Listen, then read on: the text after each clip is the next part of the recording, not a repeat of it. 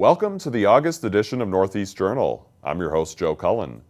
Coming up in the next half hour, we'll show you the groundbreaking for the renovations to the White Bear Lake Library. We'll get a preview of Heritage Days at Vadnais Heights, and we'll go on a walk with some adorable dogs. All that and more is straight ahead on Northeast Journal.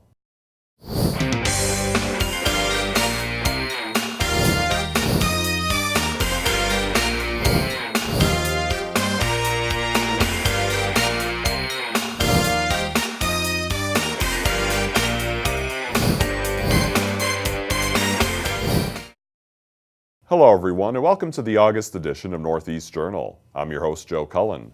Every month on Northeast Journal, we give you an inside look at the people and places that make up the northeast section of the Twin Cities. A few months ago, we brought you an interview from the Ramsey County Library branch in White Bear Lake about their upcoming remodeling project. A groundbreaking was held recently to signify the start of these improvements. Let's take a look. There was plenty of excitement in the air recently at the White Bear Lake Library. A groundbreaking ceremony was held for a renovation project that will create over 3,700 new square feet to the library. White Bear Lake Mayor Joe Emerson spoke about the importance of a library to a community.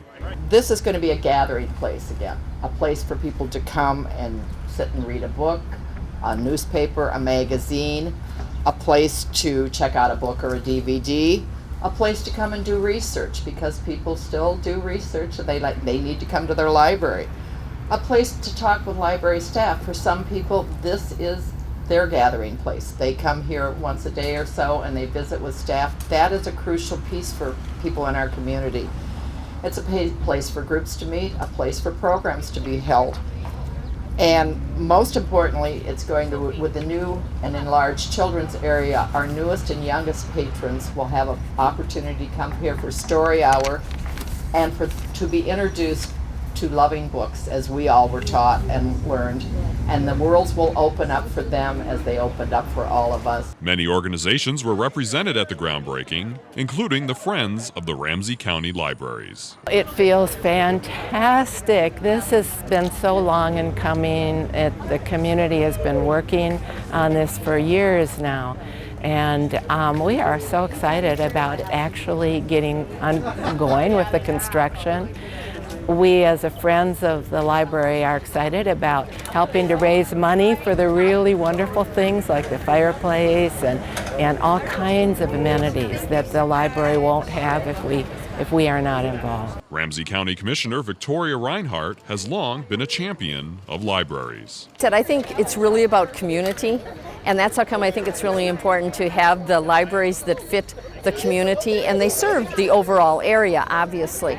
But each community has different needs, and so I think the library has to fit that. Improvements from the renovation will include an expanded and redesigned children's area, a new teen room, a reading patio and garden, and more computers.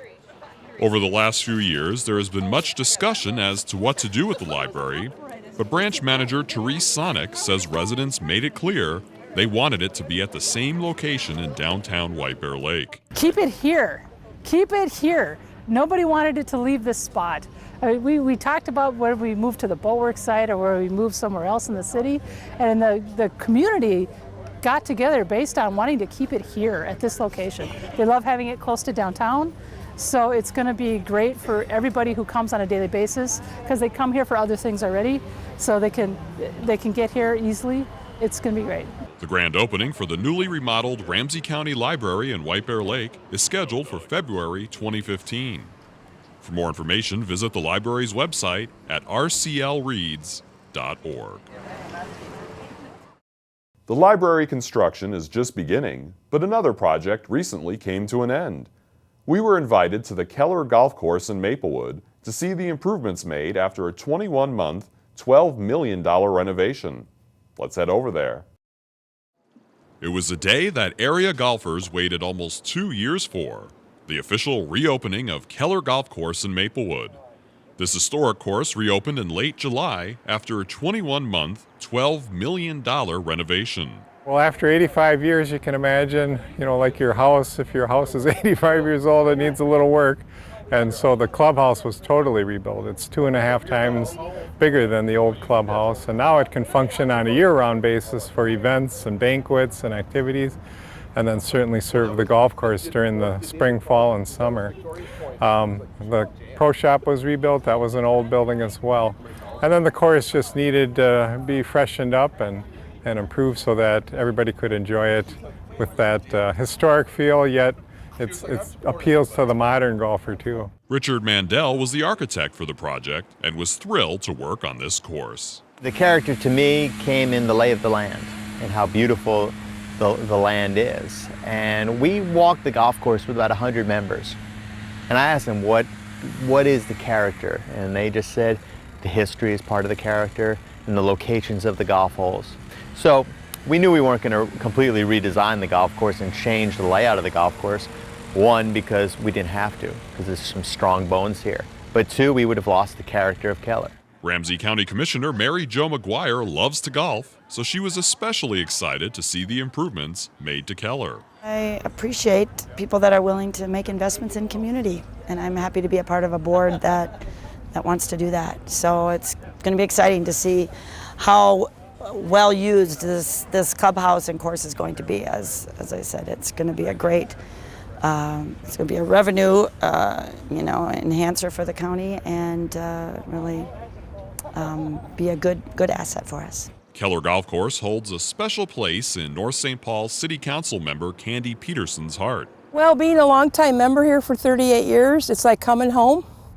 My father was a Ramsey County Commissioner, and this was his pride and joy, and he would be very proud of this, what they've done with the course. The clubhouse, it's a great, it'll be a great experience for people to come out. For more information about Keller Golf Course, visit RamseyCountyGolf.com. It's time for a short break. We'll be right back on Northeast Journal to learn about Heritage Days in the city of Vadnais Heights.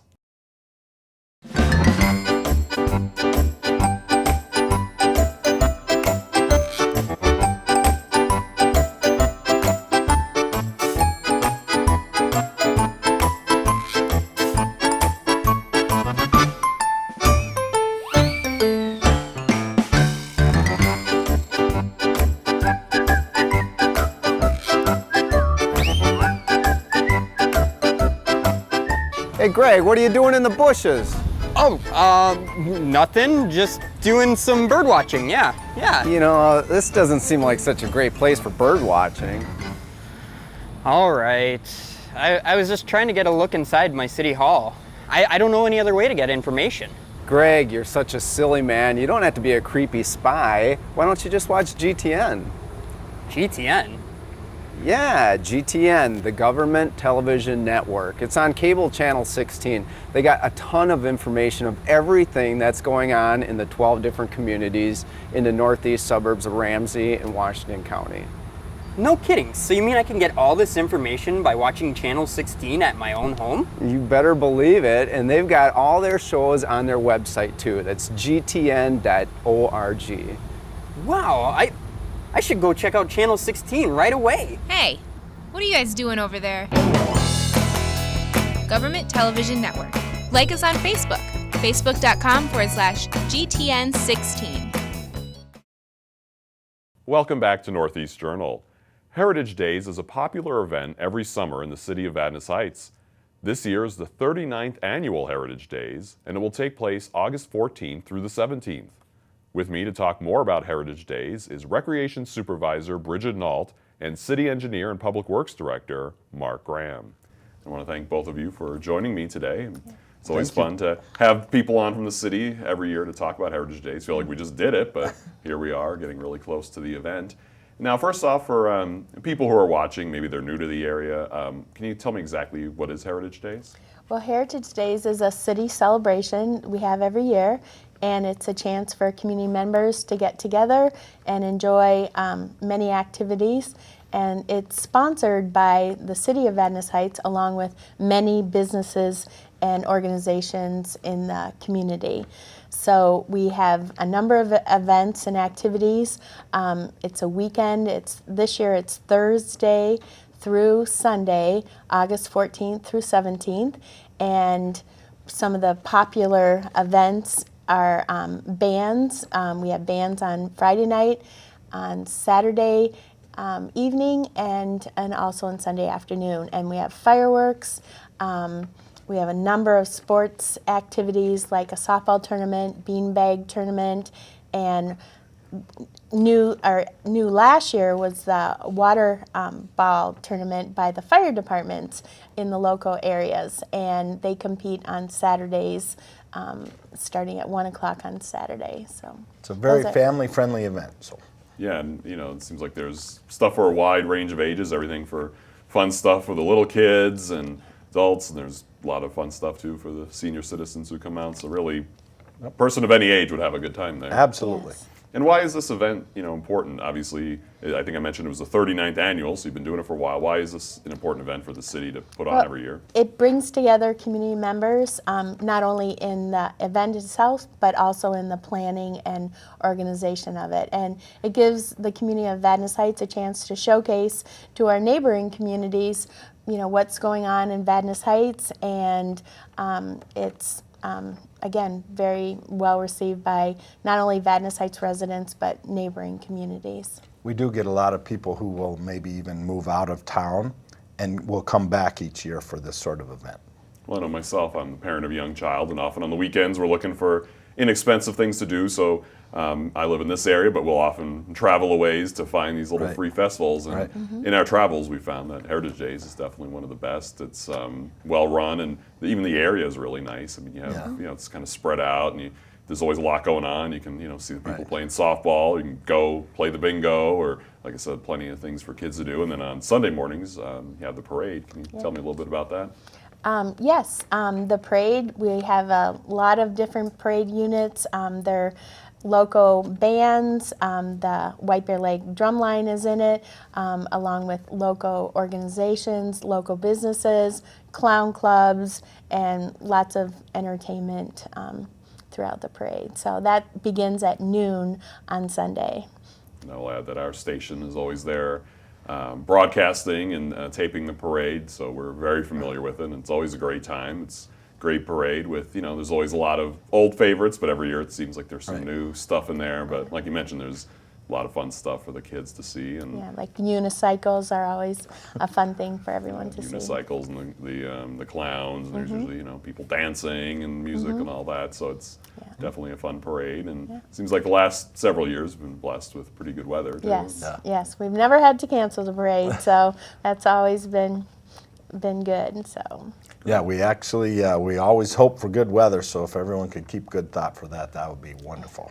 Definitely, and I'm assuming as the city engineer, that's your role, is providing the good weather. Well, I do all that I can. So I imagine it's a busy weekend for the two of you, but I'm sure it takes a lot of planning beforehand. You guys aren't just planning this a few weeks before. It's kind of a year-round deal for you. Yes, we have a planning committee, a group of volunteers that get together for about 7 months, and they plan all the activities that go on at Heritage Days.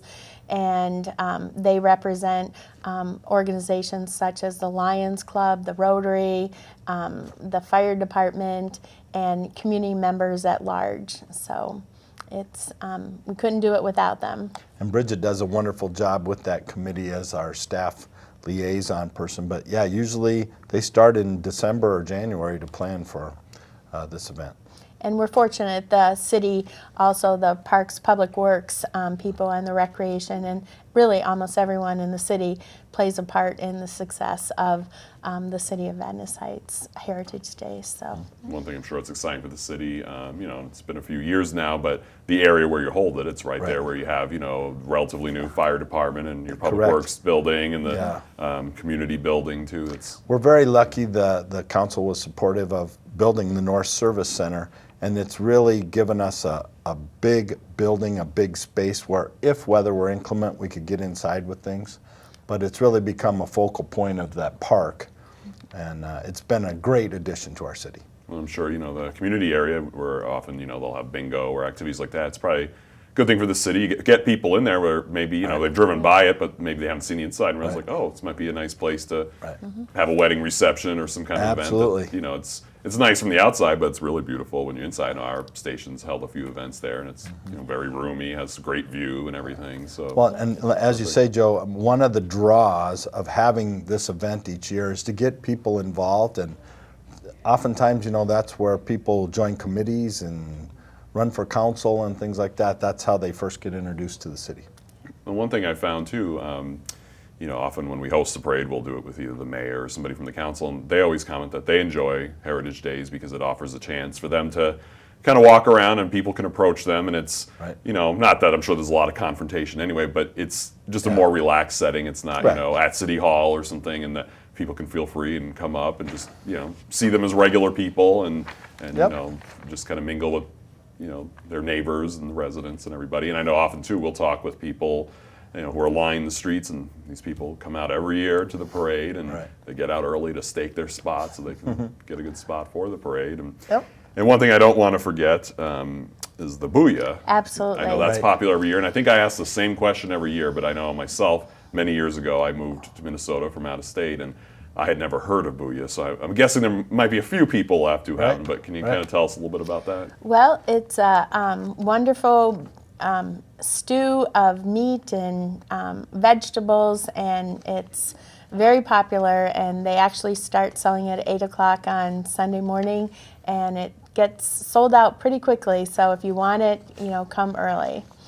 And I was always surprised, and still always surprised that, especially from where I'm at in the parade route, I see people walking by, and they're not just getting their little cup to eat there. I mean, they're coming with, gallon buckets and pots and pans, and we're going to freeze it or whatever. And it's definitely popular. And like you say, I mean, if you don't get at it pretty quick, it could be gone. And it's a very popular fundraiser for the fire department. And along with other popular food events would be, we do have a number of food vendors, and we also have the Lions Club. They have their big pig roast on Saturday afternoon, and that starts at noon and is very well received. And we introduce, the Lions introduce pork chops on a stick, so they'll be also selling that during Heritage Days. Yeah, like you mentioned, there's a number of different, opportunities for different types of food, and there's also the opportunity to walk around and, find different merchandise and different vendors that are selling interesting things, and especially a lot of the local stuff. And we're running short on time, but you mentioned music a couple times. What are some of the bands that we might see out there this year? We have the Rockin' Hollywoods on Sunday, and they're playing from 1:30 to 4:30. On Saturday, we have Vintage Rags, and they're playing from 7 to 11. They're a rock and roll band. And then we have the Fireworks at 9:30, and then they'll do one more set after that. And then on Friday night, which is new, having a band on Friday nights, we have the Get Backs, and they're a local band that will be playing like 60s, 70s music. And then on Saturday afternoon, we have a children's band called the J Stars, and that'll be at 1 o'clock, and we have a kiddie parade right before that. I did want to let people know we are taking registrations right now for the run, the snail run on Saturday. It's a 1K, 5K, and 10K. We're also taking registrations for the beanbag tournament, which was popular and first time last year. And we would like to invite everyone to be part of the medallion hunt, which starts Monday of Heritage Days week. And also throughout Heritage Days, we have a photo contest. And we ask people to take pictures of their family or interesting things about Heritage Days and submit that. And we do have prizes for for people that submit. And we'll have a first, second, and third prize with only one prize per person. So great. And I have a list right here. I mean, there's plenty of things I'm sure we didn't even get to. Just so many events going on. It looks like if people want to learn more, they can go to the city's website at cityvadnaisheights.com or call City Hall and can learn a lot more. And just real quick before we go, if people haven't been there before, where exactly is Heritage Days held in Vadnais Heights? Good question. It's located on County Road F, right out in front of, it's at 665 County Road F. It's right out in front of the fire station and our commons, a rental hall. There's an electronic billboard out front that'll advertise it. And a couple other things are off-site, like the run would start and end at Keller Meadows Park, and then the parade begins on McMenemy and Oak Grove Parkway, and then goes down McMenemy to County Road F, and then down to Stockdale and County Road F. Great. Well, we look forward to being out there for the parade and also checking out all the fun events that you have to offer. And again, we encourage people to visit cityvadnaisheights.com if they want to see all the times and events and everything. Sure. But I want to thank both of you so much for coming by. Thanks for the chance. We'll very see you out much. at Heritage Days. All right, great. We look forward to having everyone. Thanks a lot. And it's time for another short break. We'll be right back with more of Northeast Journal in just a minute.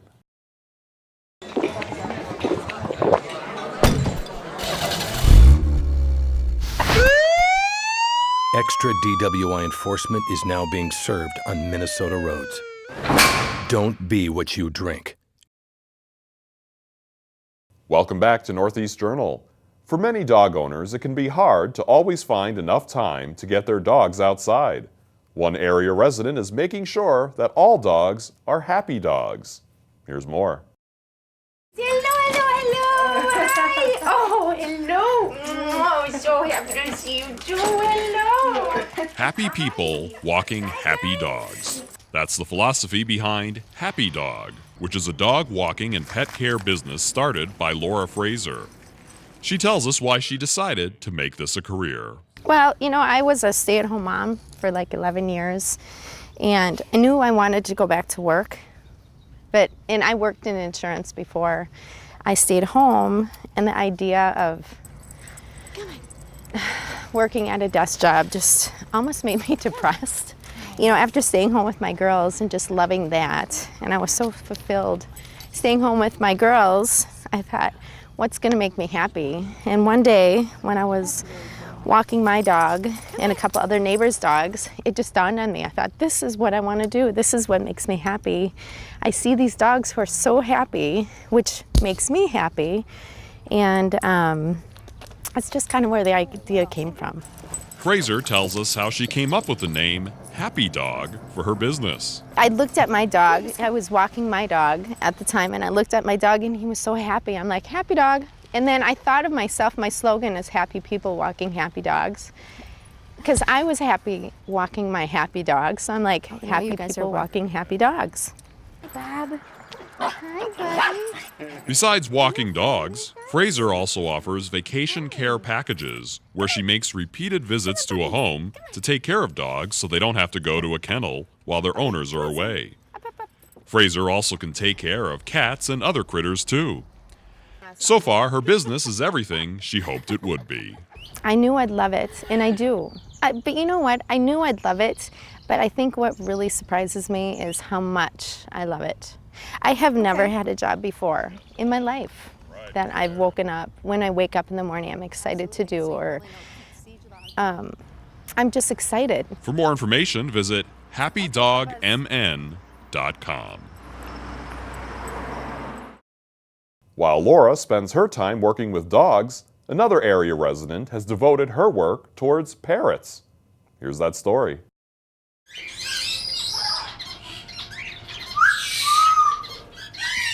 It's safe to say that Sabra Khan is a bird lover.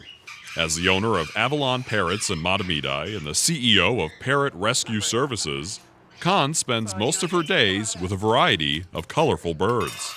I've always been an animal person, always been interested in kind of the unwanted animal situation. Had volunteered for the local humane societies quite a bit off and on, and started volunteering just for a parrot rescue. So I just became really aware of the issues with unwanted birds. And as the owner of Avalon Parrots, I began receiving a lot of calls.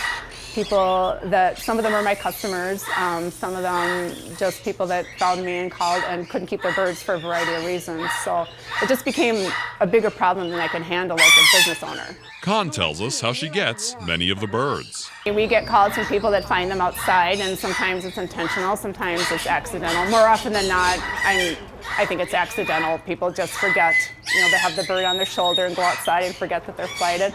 A lot of times it's just issues of, you can hear the surrounding noise. I mean, it can be difficult to assimilate this into a family. There can be aggression issues with younger children. Same reason that people give up cats and dogs and other animals. I mean, they just go into it without really knowing what they're getting into sometimes, or sometimes, like in the last few years, it's been a lot of financial. People that just are struggling to make ends meet or losing their homes and moving into an apartment, have to downsize and can't keep a very loud, very, sometimes destructive pet in their house. Khan became owner of Avalon Parrots in 2003 and was focusing primarily on retail.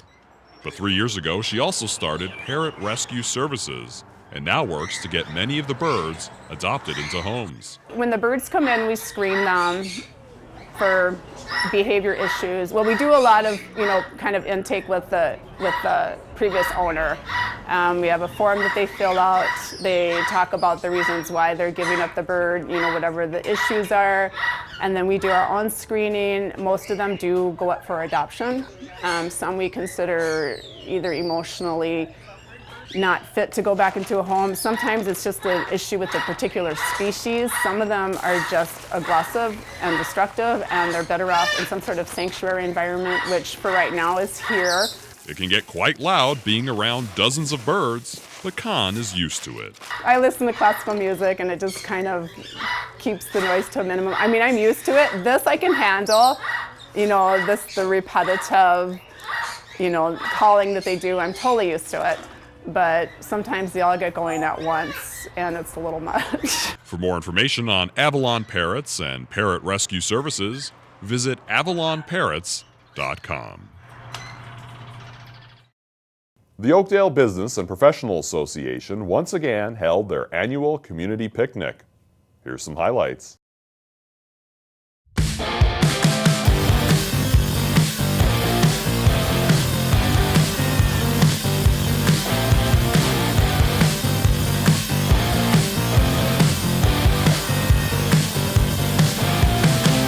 It's about getting community and getting people to all come and be a part of an event like this. And so it encourages all the business owners, managers, and community from wherever you live, wherever you work, to come in and hang out with us. And have a good lunch, hear some music, and play.